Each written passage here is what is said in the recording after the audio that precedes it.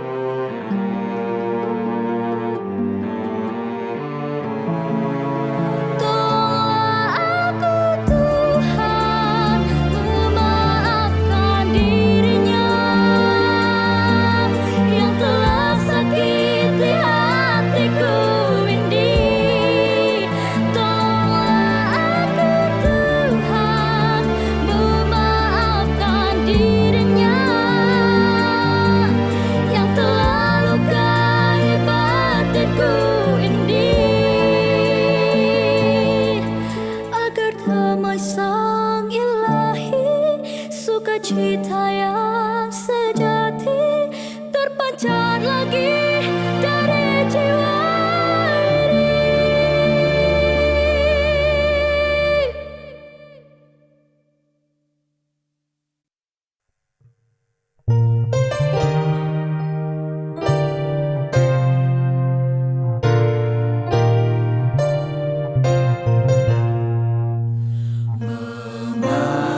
Memandang salib Raja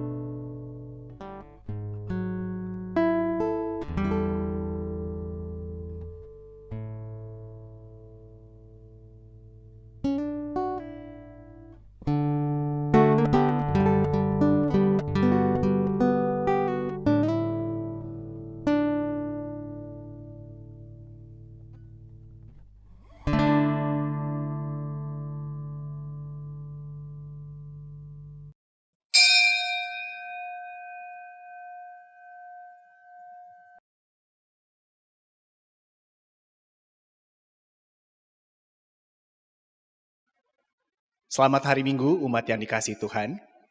Kami mohon perhatian untuk warta berikut ini. Kebaktian Minggu biasa ke-11 pada 11 Agustus 2024 yang ditayangkan melalui YKB TV diselenggarakan oleh GKI Cipinang Indah. Kebaktian dilaksanakan pada pukul 9, pukul 11, pukul 17, dan pukul 19 waktu Indonesia Barat. Meskipun secara online, namun kita tetap dapat memelihara aspek persekutuan dari ibadah dengan beribadah dalam waktu yang sama. Dengan demikian, kita bukan menonton acara kebaktian, melainkan beribadah bersama dengan umat di tempat yang berbeda-beda. Selamat beribadah. Mari menyiapkan diri dengan bersaat teduh.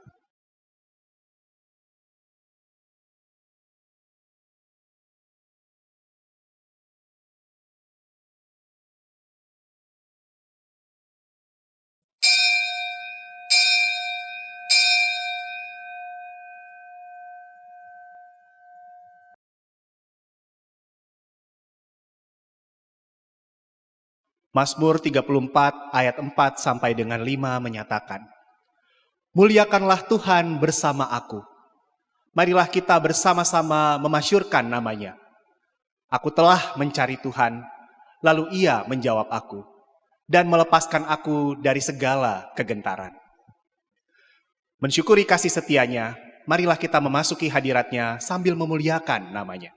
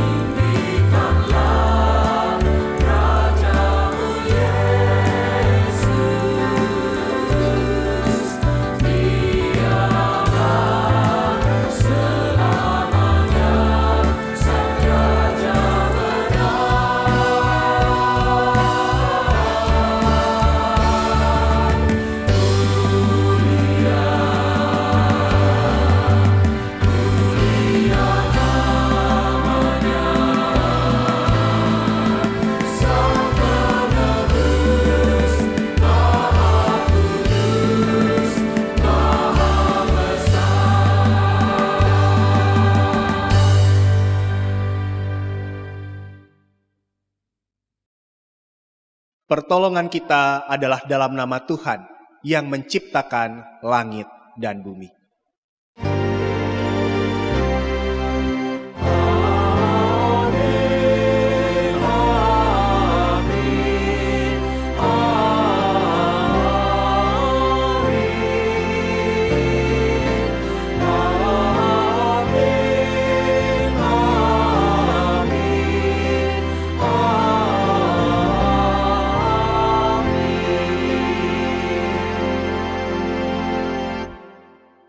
Tuhan beserta saudara. Dan beserta saudara juga.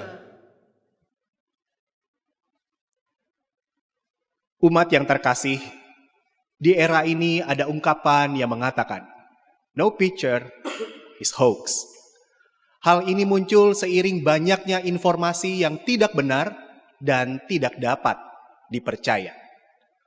Maka terbentuklah manusia yang selalu ragu dan terus mencari bukti.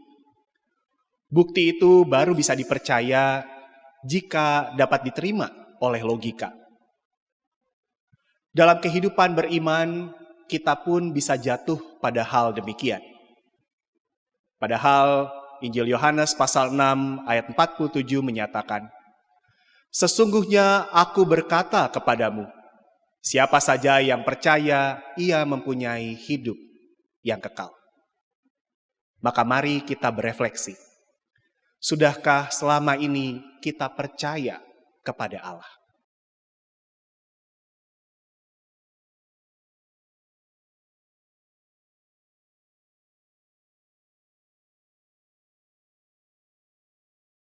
Mari kita berdoa.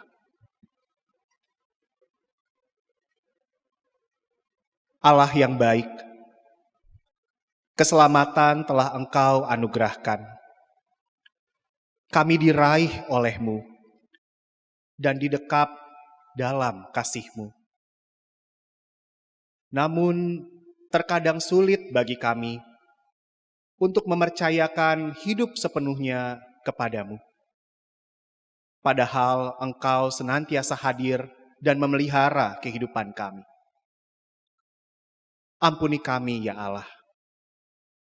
Ajarlah kami untuk selalu mengingat bahwa kami adalah milik-Mu. Maka kami tidak perlu ragu, tetapi senantiasa percaya kepadamu. Di dalam Kristus kami memohon pengampunan. Amin.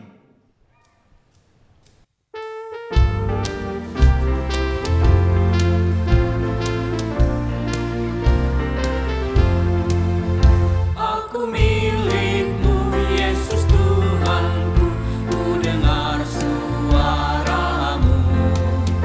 Ku merindukan datang mendekat dan diraih oleh-Mu. Raih aku dan dekatkanlah pada kaki salib-Mu. Raih aku, raih dan dekatkanlah ke sisi-Mu, Tuhanku.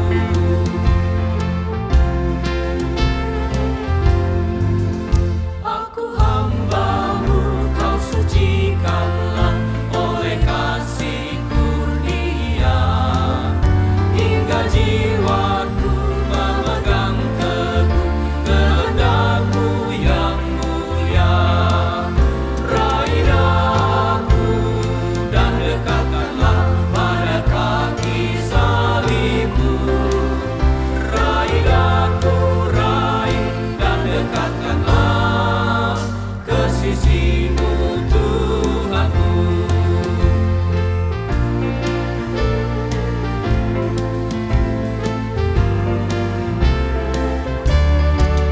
Sungguh indahnya walau sejenak beserta-Mu, Allahku. Dalam doaku sungguh akrabnya bersekutu dengan-Mu. Raih aku dan dekatkanlah pada kaki salib-Mu. Raih aku, raih dan dekatkanlah ke sisi-Mu, Tuhanku. Yohanes pasal 12 ayat 46 sampai dengan 47 menyatakan, "Aku telah datang ke dalam dunia sebagai terang, supaya setiap orang yang percaya kepadaku jangan tinggal di dalam kegelapan. Jikalau seseorang mendengar perkataanku tetapi tidak melakukannya, aku tidak menghakiminya. Sebab aku datang bukan untuk menghakimi dunia, melainkan untuk menyelamatkannya. Di dalam Kristus engkau telah diampuni. Di dalam Kristus engkau pun telah diampuni. Damai Kristus bagimu. Damai Kristus bagimu juga.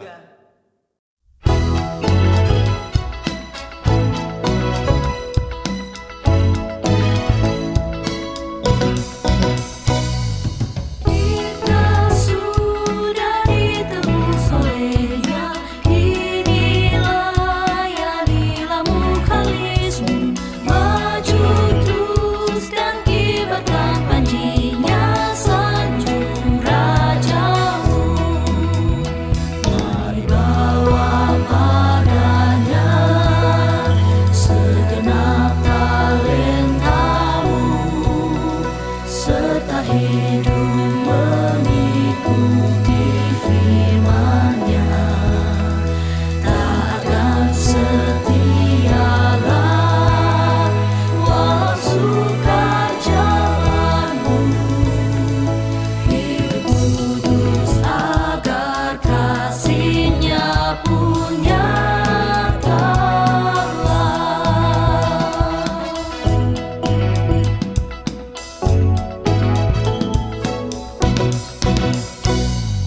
Waktu suka atau waktu duka, walau badai datang menerjamu, janganlah jemu melayaninya, sanjung rajamu.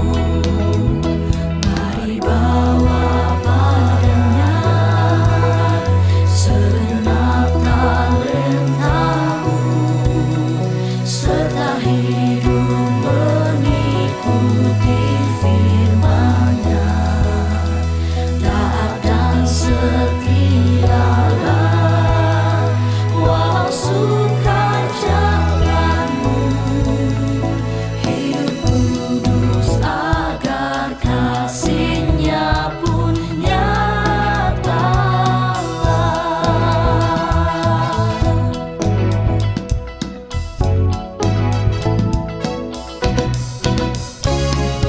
Dan layanilah dengan setia, jangan dosa sampai menghalangmu, junjunglah terus kebenaran-Nya, sanjung rajamu. Mari bawa padanya segenap talentamu, serta hidup mengikuti firman-Nya. Taat dan setialah walau sukar jalanmu, hidup kudus agar kasih-Nya pun nyatalah.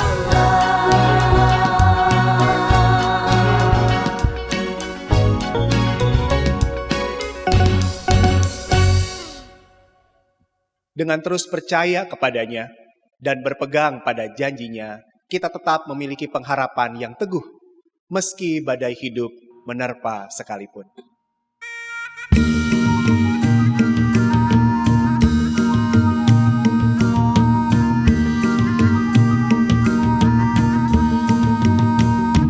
Bila badai hidup menerpamu dan cobaan pun datang mengganggu, hanya satu janji harapanmu, ya janji Tuhanmu, pegang teguh. Biar gunung-gunung pun beranjak, serta bukit-bukit pun bergoncang, kasih dan setia dari Tuhan kan melindungimu, tetap teguh. Pegang selalu janji Tuhan, jangan lepaskan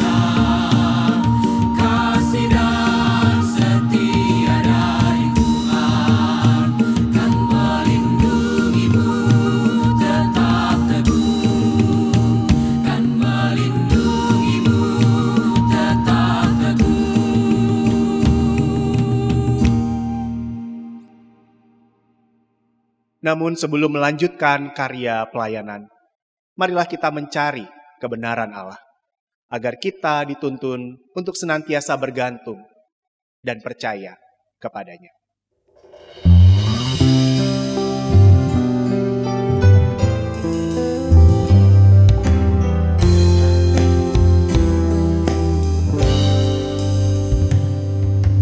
Carilah dulu kerajaan Allah beserta kebenarannya, maka semua ditambah padamu. Haleluya, haleluya.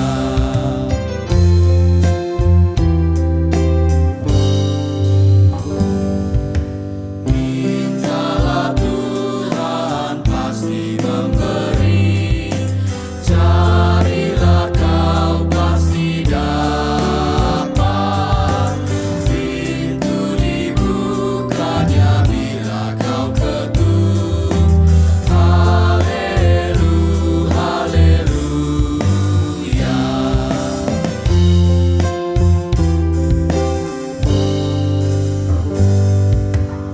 Bukan makanan saja kau perlu, paling perlu firman Allah yang merupakan jaminan hidupmu. Haleluya, haleluya.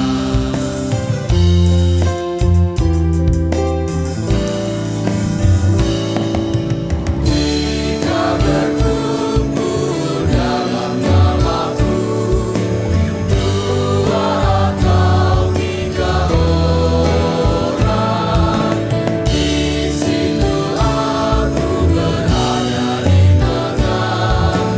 Haleluya, haleluya.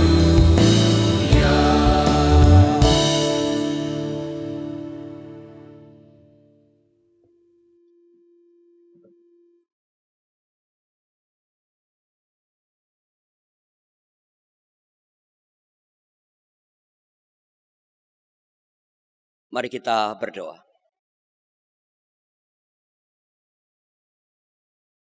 Tuhan, betul bahwa bukan makanan saja yang kami perlukan dalam hidup ini, tapi juga firman, bahkan terutama firman Tuhan. Maka tolonglah Tuhan sebentar ketika kami akan baca Alkitab, melantunkan Mazmur, mendengarkan pemberitaan firman-Mu, tolong supaya kami dapat mengerti dengan benar. Sehingga dengan demikian kami dikuasai oleh firman itu dan kehidupan kami jadi saksi di tengah-tengah dunia ini.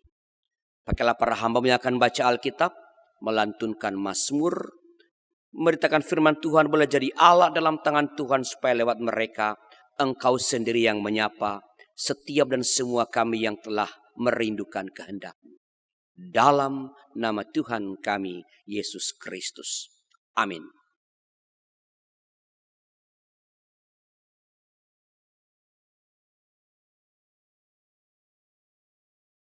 Bacaan pertama diambil dari kitab 1 Raja-Raja 19 ayat 4 sampai 8. Tetapi ia bersendiri pergi ke padang gurun sejauh 1 hari perjalanan. Ia tiba dan duduk di bawah sebuah pohon arar. Ia memohon supaya ia mati, katanya. Cukuplah sudah sekarang, ya Tuhan, ambillah nyawaku, sebab aku ini tidak lebih baik daripada nenek moyangku. Ia lalu berbaring dan tidur di bawah pohon arar itu. Tiba-tiba seorang malaikat menyentuh dia serta berkata kepadanya, "Bangunlah, makanlah." Ketika ia melihat sekitarnya, tampaklah di dekat kepalanya ada roti bakar dan kendi berisi air. Ia makan dan minum, lalu berbaring lagi. Tetapi malaikat Tuhan datang untuk kedua kalinya dan menyentuh dia serta berkata, "Bangunlah, makanlah, sebab perjalanan itu nanti terlalu jauh bagimu." Ia pun bangun, lalu makan dan minum. Karena makanan itu, ia kuat berjalan selama 40 hari, 40 malam, sampai ke Horeb, gunung Allah. Demikianlah sabda Tuhan. Syukur kepada Allah.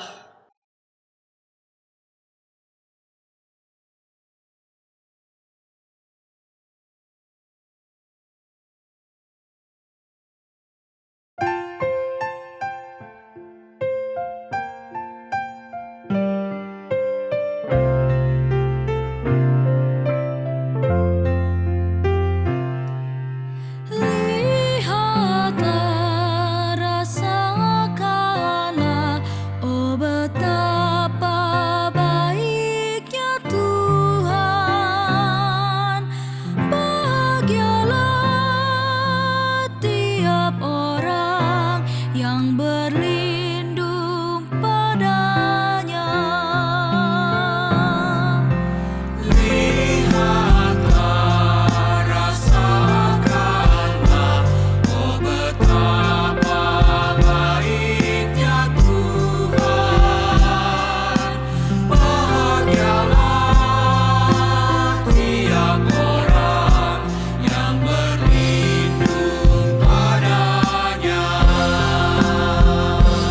Aku hendak memuji Tuhan tiap waktu, bermegah jiwaku oleh karena Tuhan.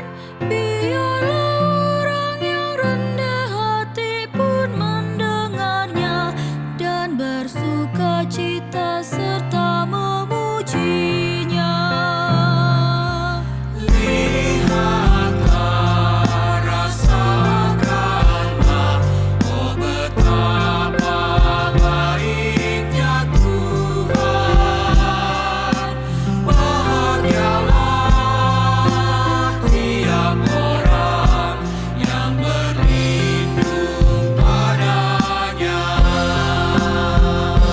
Muliakanlah Tuhan bersama dengan aku. Mari bersama memasyurkan nama-Nya. Telah ku cari Tuhan, lalu Ia menjawab aku dan lepaskanku dari kegentaranku.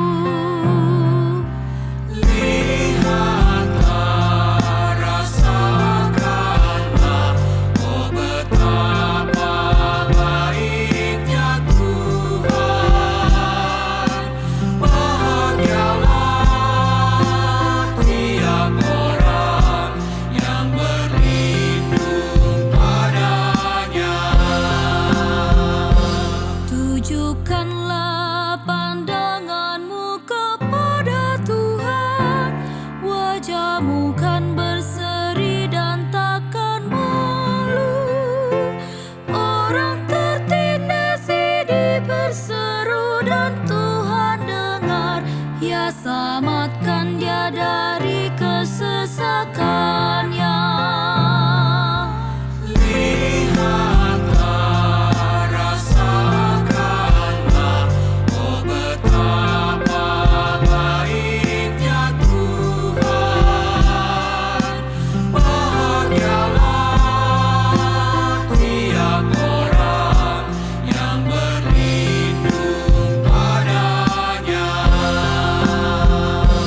Sesungguhnya malaikat Tuhan pun berkemah sekeliling orang yang takut akan Dia.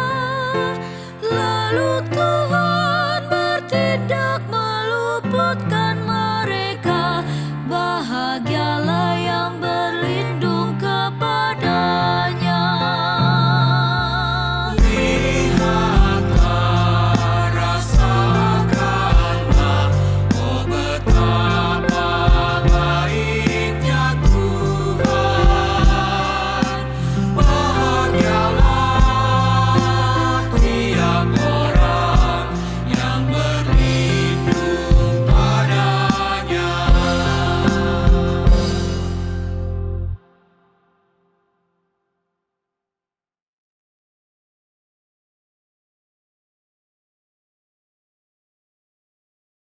Bacaan kedua diambil dari surat Efesus 4 ayat 25 sampai pasalnya yang kelima ayat 2.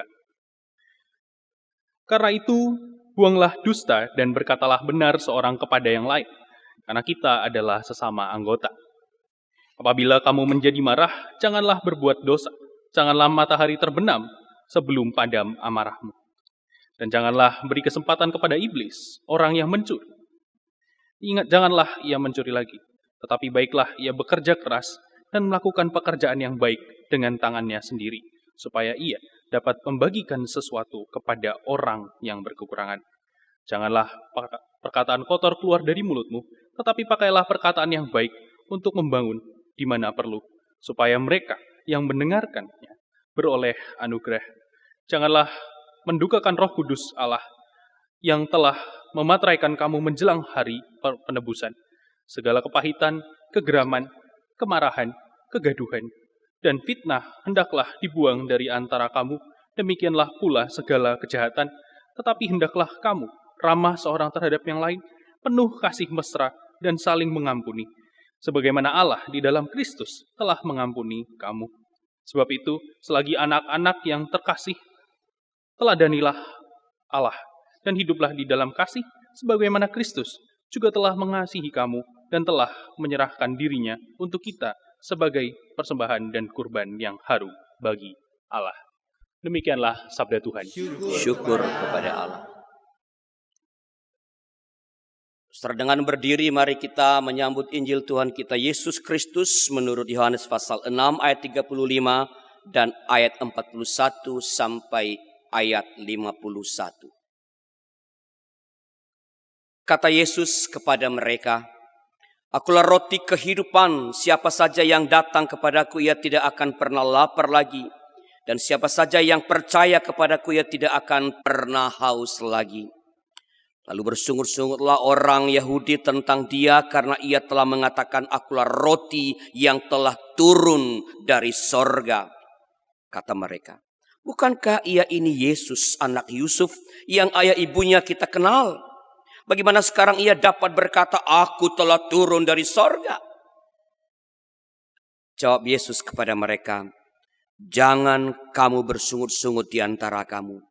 Tidak ada seorang pun yang dapat datang kepadaku jikalau ia tidak ditarik oleh Bapa yang mengutus aku, dan ia akan kubangkitkan pada akhir zaman. Ada tertulis dalam kitab nabi-nabi, mereka semua akan diajar oleh Allah. Setiap orang yang telah mendengar dan belajar dari Bapa datang kepadaku. Hal itu tidak berarti bahwa ada orang yang telah melihat Bapa. Hanya dia yang datang dari Allah, dialah yang telah melihat Bapa. Sesungguhnya aku berkata kepadamu, siapa saja yang percaya ia mempunyai hidup yang kekal. Akulah roti hidup. Nenek moyangmu makan mana di padang gurun dan mereka mati. Inilah roti yang turun dari sorga. Siapa saja yang memakannya daripadanya, ia tidak akan mati. Akulah roti hidup yang telah turun dari sorga. Jikalau seorang makan roti ini, ia akan hidup selama-lamanya, dan roti yang akan kuberikan untuk hidup dunia ialah dagingku. Demikianlah Injil Tuhan kita Yesus Kristus. Yang berbahagia adalah mereka yang mendengar firman Allah dan yang memeliharanya. Haleluya.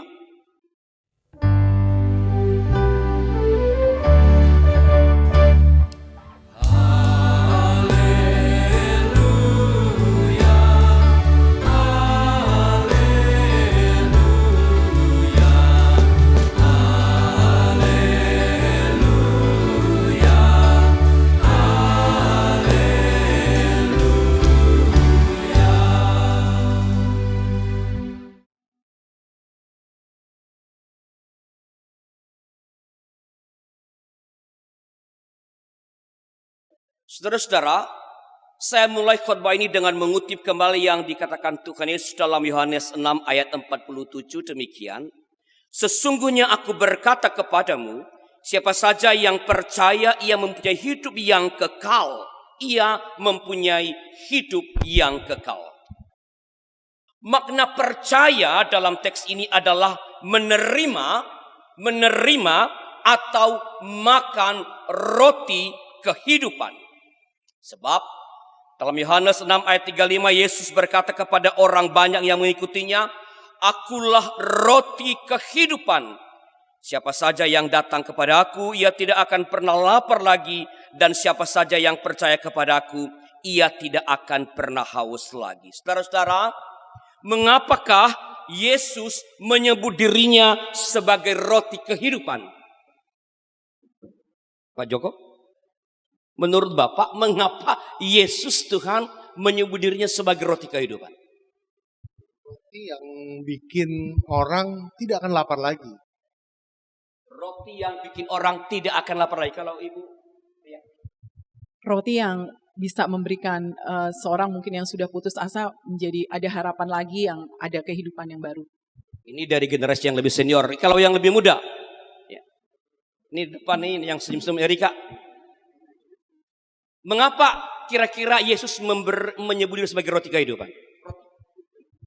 Karena roti itu makanan pokoknya bangsa itu waktu itu, memenuhi kebutuhan sehari-hari. Nah, dengan mengatakan bahwa Yesus adalah roti kehidupan, berarti dengan orang terus percaya kepadanya, hidupnya akan penuh sehari-hari gitu, Pak. Saudara, khotbah saya telah selesai. Sudah dijelaskan? Kita boleh melanjutkan dengan liturgi yang berikutnya, karena khotbah saya telah selesai. Saudara, ada beberapa penjelasan tadi sudah dijelaskan ya. Ini semua jawabannya benar ya. Ini dari kehidupan sehari-hari, ini mencoba melihat makna roti di dalam kehidupan orang Israel pada zaman dulu. Salah satu dari penjelasan itu adalah dengan mengatakan aku roti hidup, Tuhan mau memproklamasikan bahwa dalam yang jasmani terdapat yang spiritual. Dalam yang kita sebut sebagai hal-hal yang rohani itu, ya, yang jasmani itu, yang fisik itu mendapat tempat.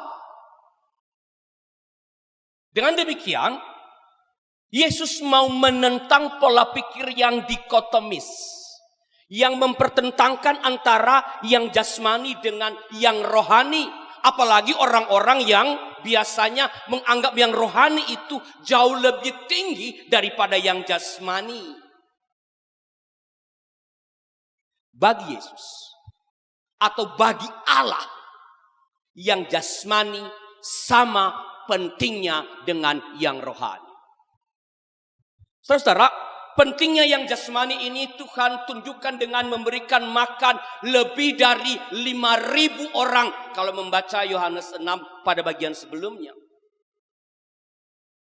Dalam perjanjian lama di peristiwa lain, Allah memberikan roti kepada Elia. Roti bakar. Ya, Elia punya hobi yang sama dengan Tuhan Yesus. Sama-sama suka yang bakar-bakar. Yesus dengan ikan bakar, dengan roti bakar. Saya kutipkan 1 Raja-Raja 19 ayat 5 dan 6. Sebagai contoh bahwa dalam perjanjian lama yang jasmani pun mendapat tempatnya. Ya. Ia lalu berbaring dan tidur di bawah pohon arar. Tiba-tiba seorang malaikat menyentuh dia serta berkata kepadanya, bangunlah, makanlah. Ketika ia melihat sekitarnya, tampaklah di dekat kepalanya ada roti bakar dan sebuah kendi berisi air. Ia makan dan minum lalu berbaring lagi. Saudara, baik mujizat memberi makan lebih dari 5.000 orang, maupun kisah roti bakar Elia itu terdengar seperti dongeng, seperti mitos. Bagaimana mungkin tiba-tiba Tuhan beri makan 5.000 orang dengan bermodalkan apa? 5 roti dan 2 ikan. Impossible. Itu angan, itu mitos. Tapi sesungguhnya dalam sejarah dunia, demikianlah cara Allah untuk menunjukkan pemeliharaannya kepada umatnya. Bagai cerita dongeng. Tak tercerna oleh akal budi manusia, ia melampaui rasionalitas kita. Supra rasional. Tapi sekali lagi, dengan cara yang seperti dongeng inilah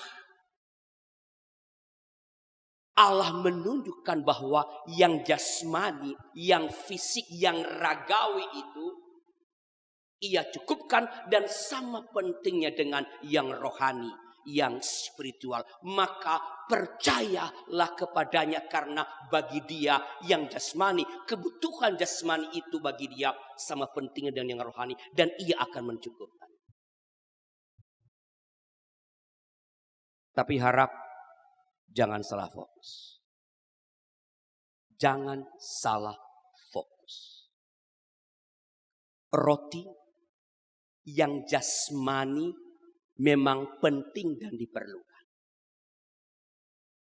Tapi kalau fokusnya hanya pada hal-hal yang jasmani, itu bisa berbahaya. Bahkan itu bisa menghancurkan. Orang-orang yang hanya fokus pada hal-hal yang jasmani dan abai pada yang rohani, pada yang kekal, pada yang ilahi, bisa gagal mengalami kehidupan yang kekal. Orang yang hanya fokus pada roti dan abai pada roti kehidupan bisa gagal mengalami keselamatan. Dan itulah yang terjadi bagi orang-orang banyak yang mengikuti Yesus dalam bacaan kita tadi. Saya kembali kutip Yohanes pasal 6 ayat 41 sampai 42. Saya kutipkan kembali. Lalu bersungur-sungurlah orang-orang Yahudi tentang dia karena ia telah mengatakan, akulah roti yang telah turun dari sorga. Kata mereka, bukankah ia ini Yesus anak Yusuf yang ayah ibunya kita kenal? Bagaimana sekarang ia dapat berkata, aku telah turun dari sorga? Lihatlah bahwa mereka berfokus pada yang jasmani. Pada Yesus sebagai anak seorang manusia bernama Yusuf. Sehingga mereka gagal melihat yang ilahi yang ada dalam diri Yesus. Kalau Yesus memang hanya sekadar anak Yusuf. Sekadar anak Maria. Bagaimana ia bisa memberi makan lebih dari 5.000 orang sekali lagi dan bermodalkan berapa? 5 roti dan 2 ikan. Mereka telah melihat itu. Bagaimana mungkin itu bisa terjadi kalau Yesus hanya sekadar anak seorang Yusuf, seorang Maria. Tapi begitulah orang Yahudi itu dalam kisah ini. Mereka salah fokus. Mereka hanya fokus pada yang jasmani. Dan begitulah banyak orang dalam hidup ini yang salah fokus. Hanya fokus pada yang jasmani. Sehingga gagal melihat yang ilahi. Gagal melihat yang spiritual. Gagal menyeberang. Masuk ke dalam. Masuk di balik setiap peristiwa yang dialami. Dan ketika salah fokus, yang akan dialami adalah kematian. Kembali saya kutip kitab suci. Yohanes 6 ayat 49. Nenek moyangmu telah makan mana di padang gurun dan mereka telah mati. Nenek moyangmu telah makan mana di padang gurun dan mereka telah mati. Karena kalau hanya fokus pada yang fisik, itu ujungnya.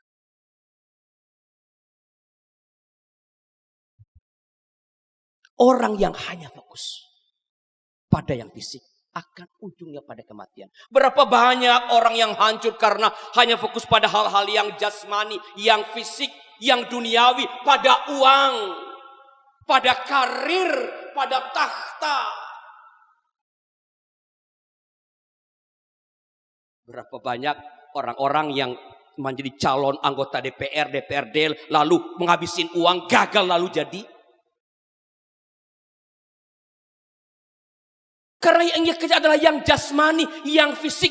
Ia tidak mau memikirkan apa yang ada di balik, apa kehendak yang ilahi di balik sebuah jabatan kepercayaan pada kedudukan.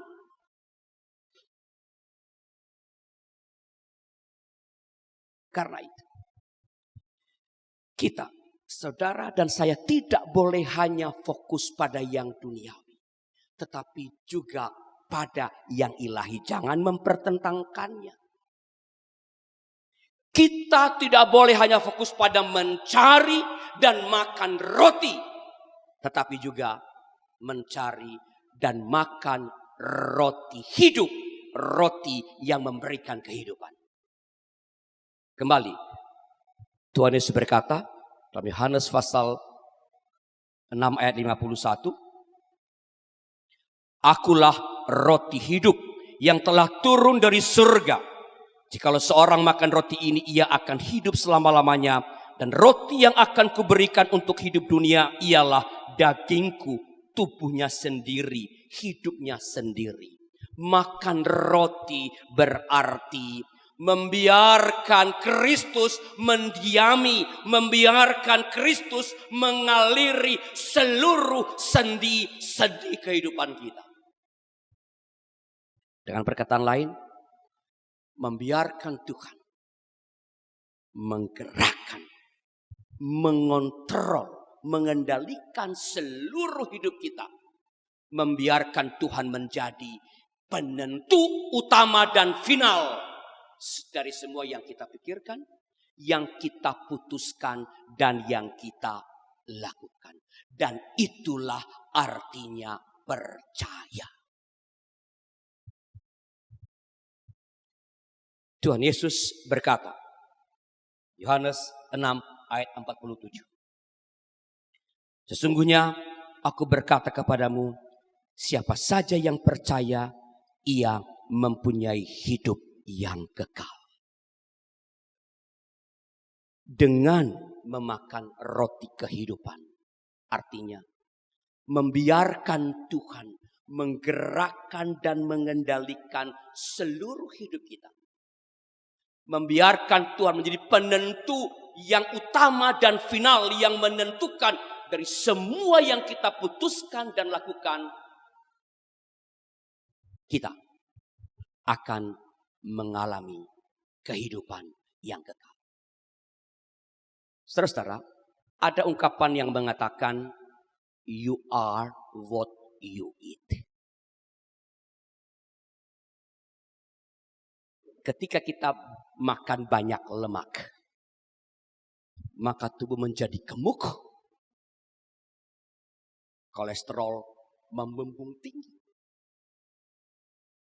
Ketika kita banyak makan karbo itu macam-macam, nasi, singkong, roti, ya, yang tubuh kita bacanya gula. Ketika kita banyak makan karbo, maka trigliserida dan gula darah kita akan meninggi dan penyakit mulai bermunculan.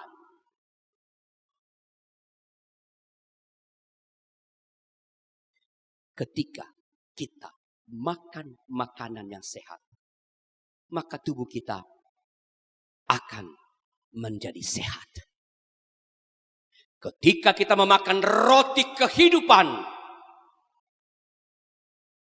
maka hidup kita akan mencerminkan firman Tuhan. Dan yang kita lakukan adalah kehendak Tuhan. Rasul Paulus mendaftarkan sebagian dari dampak memakan roti kehidupan itu dalam Efesus 4 ayat 25 sampai 5 ayat 2. Saya ringkaskan, inilah bukti, dampak kalau kita makan roti kehidupan, maka yang akan terperlihatkan dalam keseharian kita adalah berkata benar, mengendalikan amarah, bekerja keras, dan melakukan pekerjaan yang baik, membagikan sesuatu kepada orang-orang yang berkekurangan, mengeluarkan perkataan-perkataan yang baik, ramah, hospitable, saling mengampuni, menjadi penurut-penurut Allah, dan hidup di dalam kasih. Itulah dampak ketika kita memakan roti kehidupan. Dan itulah artinya percaya. Memakan roti kehidupan sehingga hidup kita menjadi sehat, mencerminkan firman Allah, dan melakukan kehendak Allah. Ingat, sekali lagi, ingat, you are what you eat. Satu dulu kita.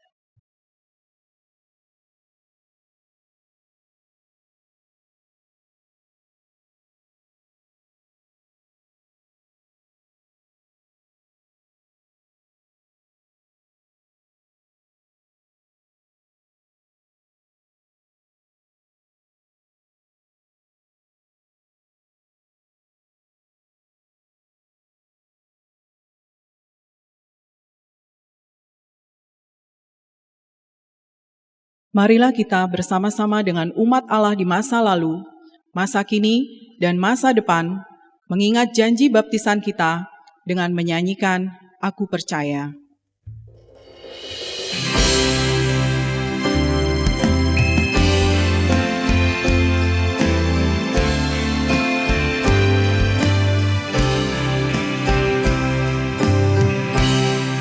Percaya kepadamu, Allah Bapa yang kudus, pencipta isi dunia, yang memberi kehidupan kepada makhluk semesta. Percaya kepadamu, Tuhan Yesus penebus, Kau menyerahkan dirimu, menanggung siksa dan celah, mati dan bangkit bagiku.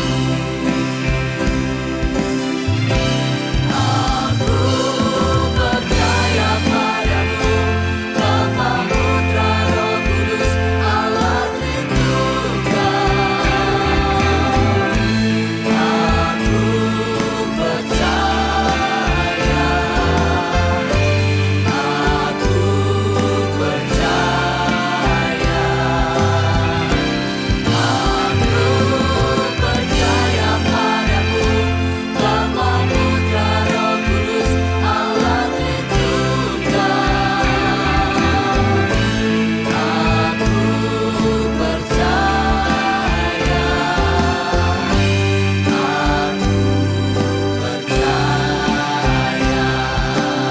aku percaya kepadamu,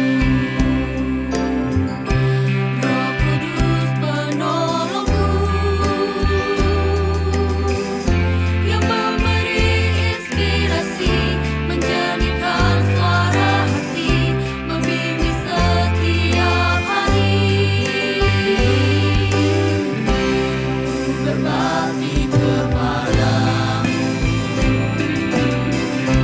di dalam gerejamu, dan melayani sesama di dalam kasih sayangmu dengan segenap hatiku. Aku percaya padamu, Bapa, Putra, Roh Kudus, Allah Tritunggal. Aku percaya, aku percaya, aku percaya padamu, Bapa, Putra, Roh Kudus, Allah Tritunggal. Aku percaya, aku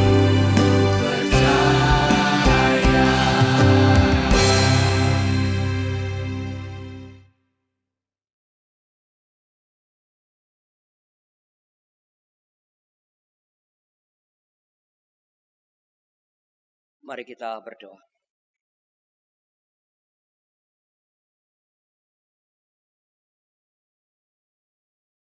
Tuhan, kami bersyukur Engkau telah mengantar kami di minggu kedua dari bulan kemerdekaan negara kami, Negara Kesatuan Republik Indonesia.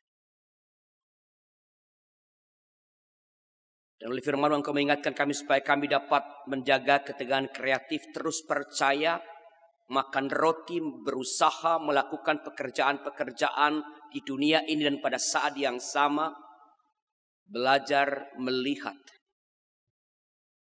pekerjaan Allah dalam semua yang kami kerjakan, dalam semua yang kami alami.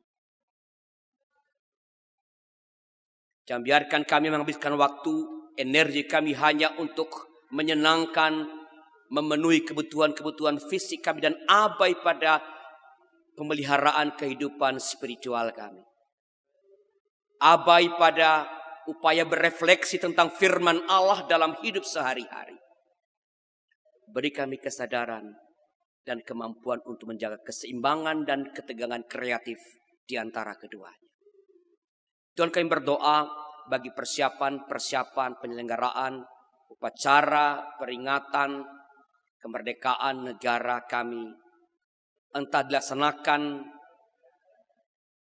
di Jakarta atau di IKN. Biarlah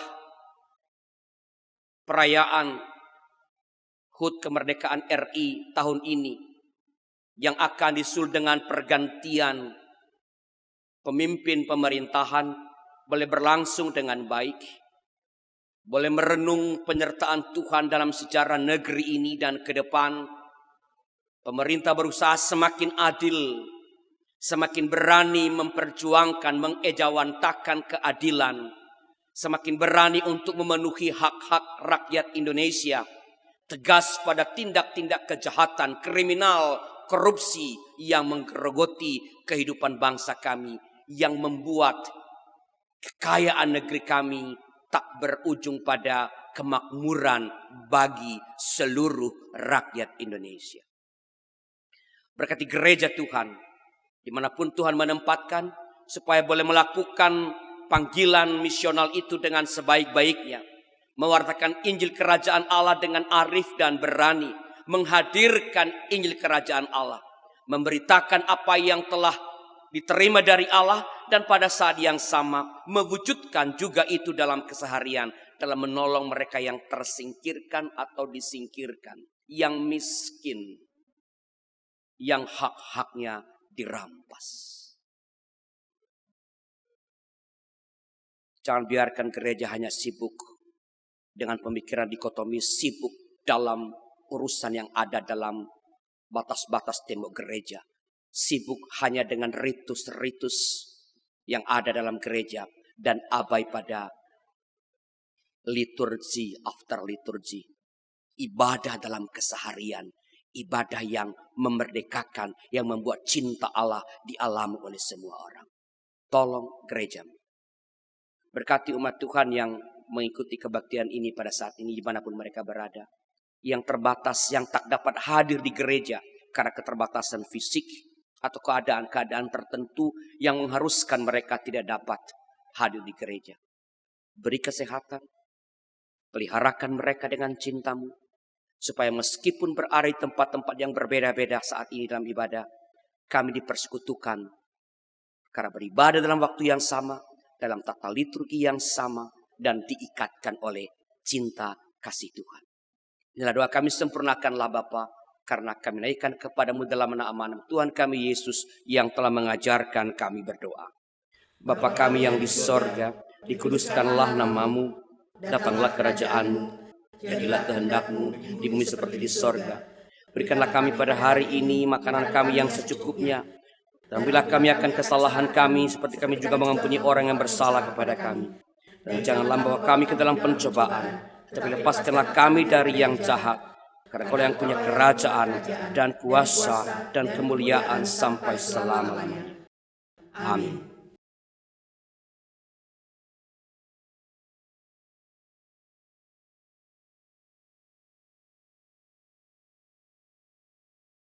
Saat ini kita akan menyatakan syukur kepada Allah melalui persembahan kita dengan mengingat firman Tuhan dari Mazmur 86 ayat 12 menyatakan, Aku hendak bersyukur kepadamu, ya Tuhan Allahku, dengan segenap hatiku, dan memuliakan nama-Mu untuk selama-lamanya.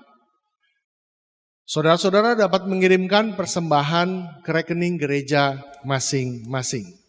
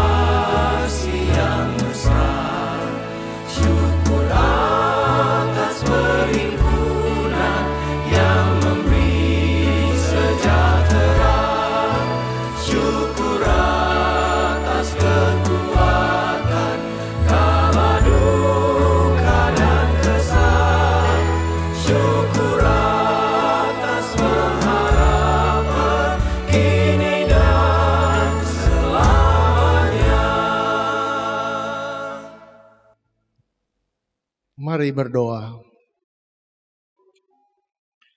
Allah sumber rahmat, kami bersyukur kepadamu, sebab kasih setiamu terus mengiringi langkah hidup kami. Di dalam rasa syukur, kami bawa persembahan ini kepadamu. Berkatilah tangan-tangan yang mengelolanya, agar melalui persembahan ini, karya Tuhan terus dipersaksikan. Pakailah hidup kami agar menjadi persembahan yang hidup, yang berkenan kepada Tuhan. Dalam Kristus kami berdoa. Amin.